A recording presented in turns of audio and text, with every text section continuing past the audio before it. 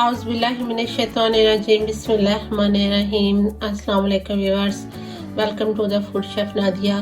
तो आज आपके साथ बहुत ही मज़ेदार किस्म की हम कराची की मशहूर निहारी की रेसिपी शेयर करने लगे हैं, जो कि बहुत ही यमी है। इसके मसाले की रेसिपी ऑलरेडी मैंने अपने चैनल पर अपलोड कर दी है और आज मैं आपके साथ निहारी की रेसिपी शेयर करने लगी हूँ। तो उसके लिए हमें यहाँ पे जो अज्जा चाहिए, चले मैं पहले आपको वो बताती हूँ।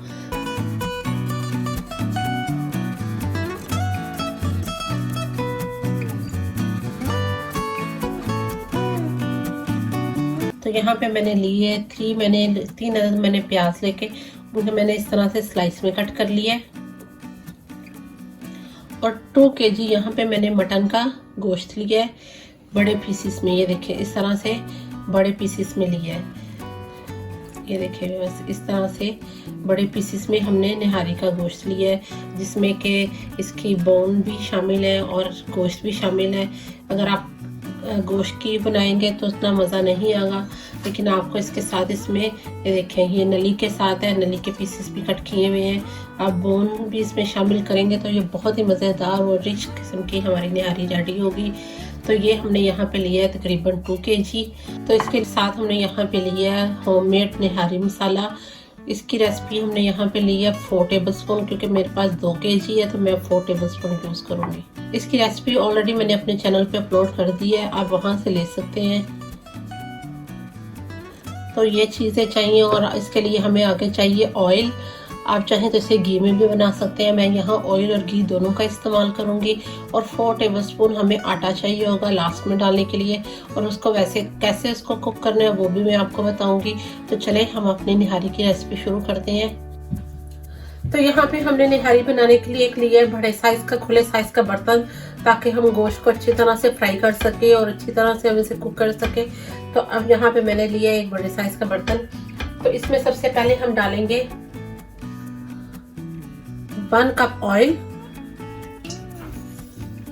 1/3 कप हम इसमें डालेंगे देसी घी। ये ऑप्शनल है, अगर आप डालना चाहते हैं तो डालें, लेकिन ये एक ट्रेडिशनल फूड है, इसमें देसी घी का फ्लेवर तो आना चाहिए, तो हम ये इसमें डालेंगे। तो चले इसे हम गरम करते हैं। मीडियम फ्लेम पे हम इसे गरम करेंगे।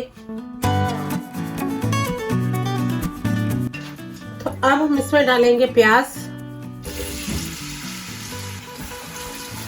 और हम इसे इतनी देर तक कुक करेंगे कि इसका कलर चेंज हो जाए और ये हल्का सा गोल्डन टच में आ जाए।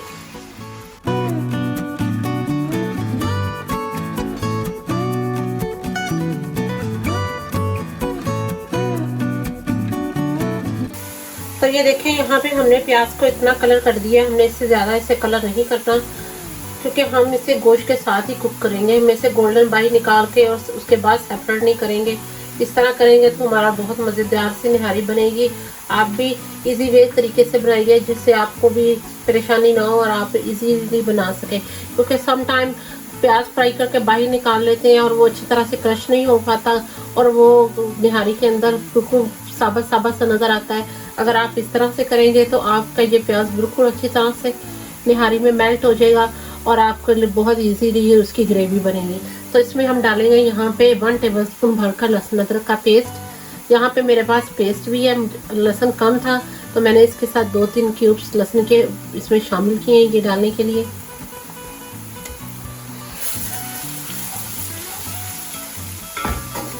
इसके साथ इसे 1 मिनट के लिए हम अच्छे से इसमें कुक करेंगे और इसके साथ ही हम इसमें डालेंगे गोश्त, और ताकि हम गोश्त की भी अच्छे से 5 मिनट अच्छे से बुनाई कर सकें।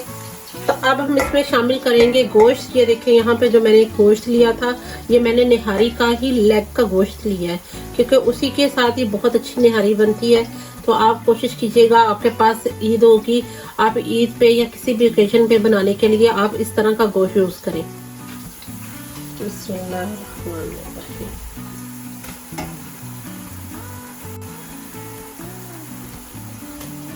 तो देखिए व्यूअर्स, मैंने इसमें गोश्त शामिल कर दिया। अब मैं हाई फ्लेम पे इसकी 7 से 8 मिनट अच्छी तरह से बनाई करूँगी, ताकि गोश्त का कलर चेंज हो जाए, उसकी स्मेल फिनिश हो जाए।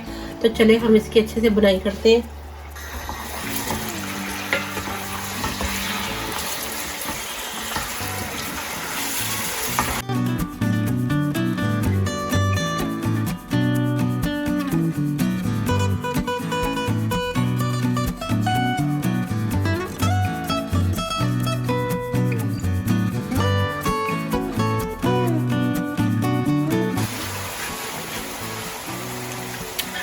तो देखिए व्यूअर्स, हमने यहाँ पे गोश्त की बहुत अच्छे से हमने 5 से 7 मिनट तक ऑयल के साथ, प्याज के साथ, लहसुन अदरक के साथ बहुत अच्छे से बुनाई कर दी है। अब हम इसमें 4 टेबलस्पून निहारी का मसाला शामिल करेंगे और हाफ गिलास पानी शामिल करेंगे। तो अब मैं इसमें शामिल करने लगी हूँ होममेड निहारी मसाला 4 टेबलस्पून।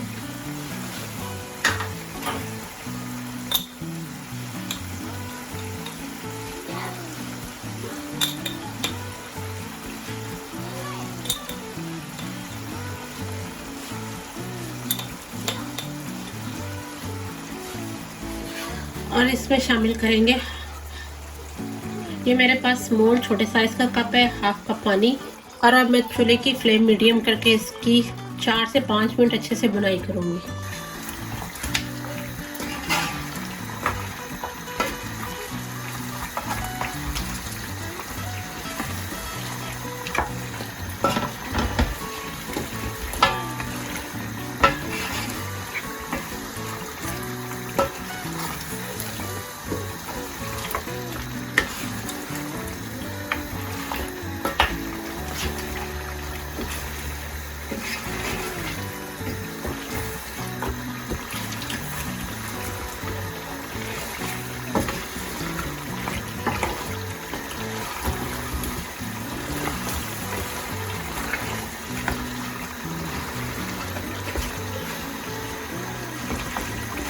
तो देखिए व्यूअर्स, हम इसे 4 से 5 मिनट के लिए चूल्हे की फ्लेम हाई करके इसके अच्छे से हम बुनाई करेंगे। और इसमें मैं शामिल करूँगी 2 टेबलस्पून योगर्ट। योगर्ट ऑप्शनल है, अगर आप डालना चाहें तो आप डालें, नहीं तो इसे स्किप भी कर सकते हैं। लेकिन मैंने देखा है कि योगर्ट डालने से इसका फ्लेवर और अच्छा हो जाता है। तो मैं इसमें 2 टेबलस्पून भर के करीबन हाफ कप योगर्ट डालूँगी।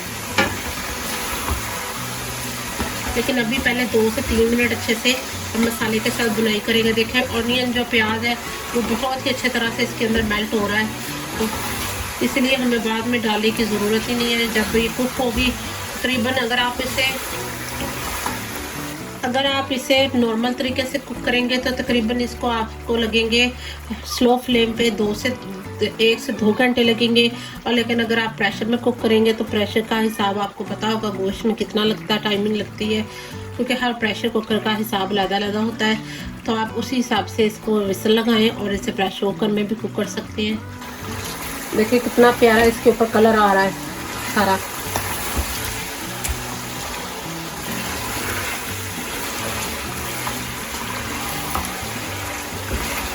तो चले अब हम इसमें 2 टेबलस्पून योगर्ट शामिल करते हैं। तो देखिए व्यूअर्स, इसमें मैंने 1/3 कप योगर्ट शामिल करने लगी हूँ। और इसे अच्छे से हम 2 से 3 मिनट के लिए दही के मिक्सचर के साथ अच्छे से भूनेंगे।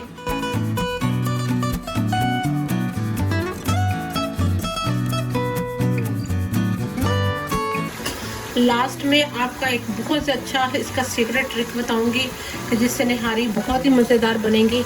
तो लास्ट तक मेरी वीडियो ज़रूर देखिएगा आप। ये देखिए इसमें ऑयल में घी बबलिंग कर रहा है, ऑयल बबलिंग करनी शुरू हो गया है।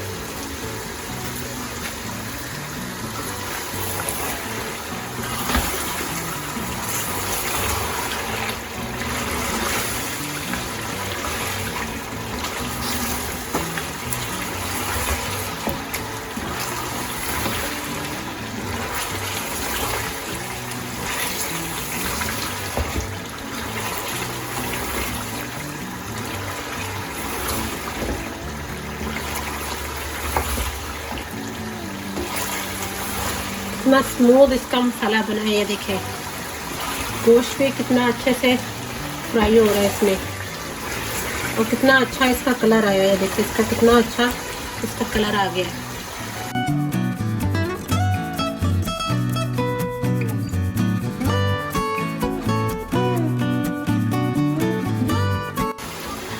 तो देखिए व्यूअर्स, यहाँ पे हमने 5 से 7 मिनट गोश्त की बहुत अच्छे से बुनाई कर दी है। मसाले ने अपना गोश्त ऑयल छोड़ दिया, मसाले ने अपना बहुत अच्छे से ऑयल छोड़ दिया है। अब हम इसमें शामिल करेंगे पानी, और पानी में जितनी आप ग्रेवी रखना चाहते हैं आप उसी हिसाब से शामिल कीजिएगा कि आपका गोश्त भी गल जाए और हमारे पास ग्रेवी भी मौजूद हो।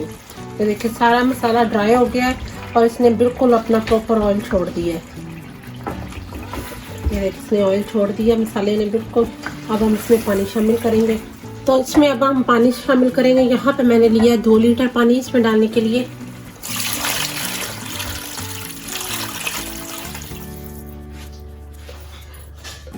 लेकिन मैंने अभी इसमें 1.5 लीटर पानी डाला है और मैं चेक करने लगी हूँ कि मुझे और कितना पानी चाहिए इसके लिए।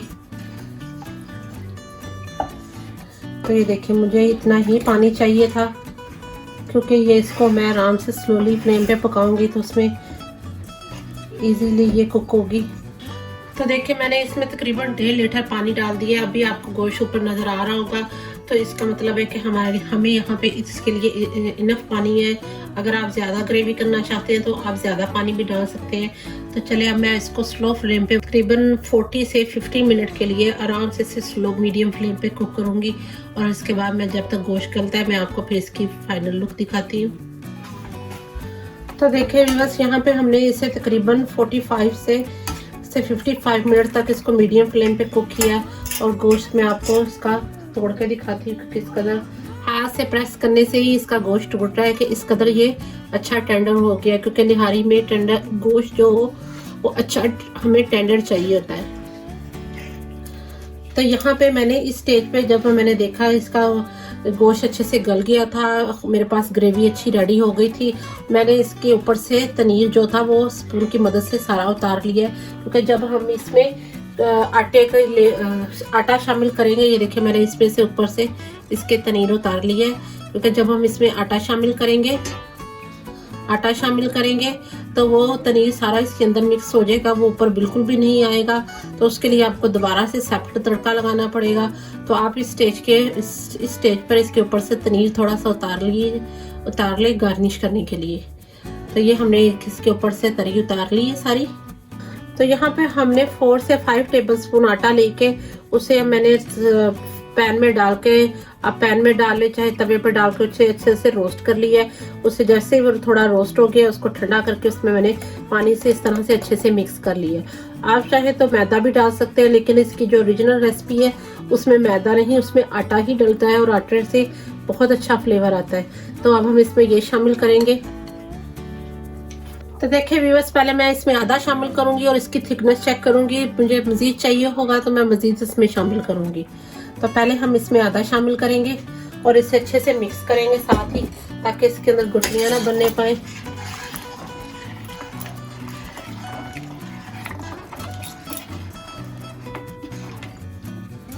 ये देखिए ये थिक होना शुरू हो गई है, ये देखिए इसकी थिकनेस। लेकिन अभी मुझे थोड़ा और चाहिए होगा, मैं थोड़ा सा और इसमें शामिल करूंगी।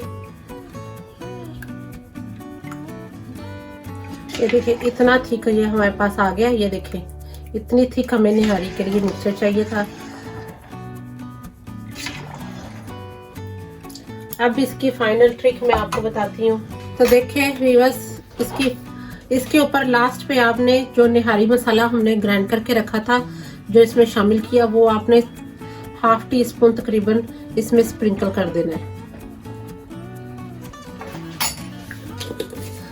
ताकि हमें एक नेचुरल इसके जो मसाले का जो अरोमा है, फ्लेवर, वो नेचुरल हमारे पास आ जाए। तो शामिल करके इसे अच्छे से मिक्स कर दीजिएगा और इसे 5 मिनट अब आपने स्लो फ्लेम पे दम लगा देना, ताकि आटा भी अच्छे से गल जाए, आटा भी अच्छे से कुक हो जाए और हमारी मज़ेदार किस्म की निहारी, थिक निहारी हमारे पास आ जाए। तो चलिए अब हम इसे 5 मिनट के लिए दम लगाते हैं और इसकी फाइनल लुक आपको दिखाती हूँ। तो देखिए व्यूअर्स, आज हमने घर के मसालों से बनाई है बहुत ही मज़ेदार किस्म की यूनिक निहारी बनाई है, जो कि आपको बहुत ही पसंद आएगी। ये वीडियो आई होगा आप बहुत इसे लाइक करेंगे। आप भी इसी तरह अगर आप मसाला बना के रख लेंगे तो इजीली आप बहुत जल्दी से बहुत क्विक इसे कुक कर सकते हैं। तो अगर आपको ये मेरी रेसिपी अच्छी लगी तो मेरे चैनल को लाइक करें, सब्सक्राइब करें, बेल आइकन का बटन प्रेस करें, अपनी फैमिली फ्रेंड के साथ ज़रूर शेयर करें।